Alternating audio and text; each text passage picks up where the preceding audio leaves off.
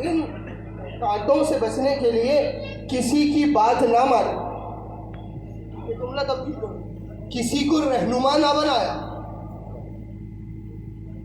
अच्छा, एक मेरे ज़हन में और बात आ रही है, बैठे बैठे देखा। बात यह है कि मौला चाहते तो मौला ये भी कह देते, मौला ने ये नहीं कहा, बल्कि मौला ने क्या कहा, मौला ने कहा कि कांटों से बच के चलो। ऐसा ही है बुजुर्ग, बैठा हूँ तारीफ फरमाएंगे, मैंने ऐसे ही कहा ना, मौला ने क्या फरमाया कि कांटों से बच के रूह चलो। मौला ने ये तो नहीं कहा कि कांटे देखो रुक जाओ, पहुंच रहे हो कि रास्ते में कांटे हैं देखो रुक जाओ। मसलन मैं मजलिस पढ़ने आ रहा था, मैंने देखा सुपर हाईवे बंद है, तो मैं वहीं रुक जाता और इंतजार करता। ये अक्लमंदी है? बताइए, अक्लमंदी तो नहीं है ना, ये है बेवकूफ़ी कि अगर रास्ते में कोई मुश्किल आ जाए और आपको अपनी मंजिल पर लाजमी पहुंचना हो और आप उस मुश्किल को देख के वहीं खड़े हो जाए, हम क्या करेंगे सामने? ये तो बेवकूफ़ी है ना। अक्लमंदी ये है कि अगर वो रास्ता खराब है, वो रास्ता बंद है, आप रास्ता बदल के आ जाइए।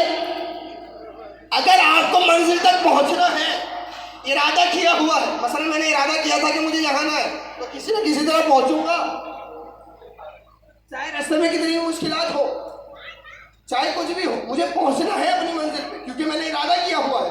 और जब इरादा मजबूत हो तो मंजिल आसान हो जाती है। किसी न किसी तरह, किसी न किसी रास्ते से हम यहाँ पहुंच जाए। मौला ने कहा कि कांटों को देख के रुकना नहीं है, बल्कि उन कांटों से महफूज होते हुए गुजर जाना है, फिर तुम अपनी मंजिल तक पहुंच जाओ।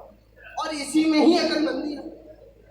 वरना मैं मिसाल दूं कि अगर इंसान कांटे देखे और उसे मुश्किल तक अपनी मंजिल तक पहुंच रहा है और वो आगे ही ना बढ़े, तो वो कोशिश करने वालों में भी शुमार नहीं होगा। और अगर वो थोड़ा सा तो आगे बढ़ेगा तो कहा जाएगा कोई बात नहीं, अगर तुम नाकाम हुए तो क्या हुआ, कोशिश तो की थी, हम तक आने की कोशिश तो की थी।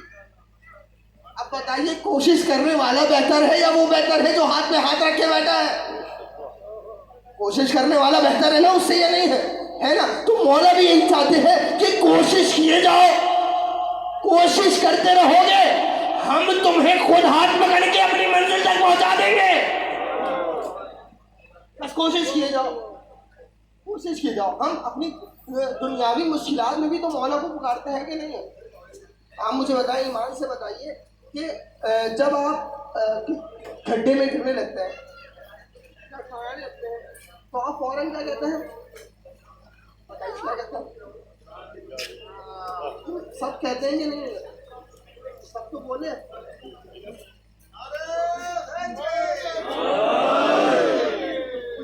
मोहम्मद वाले मोहम्मद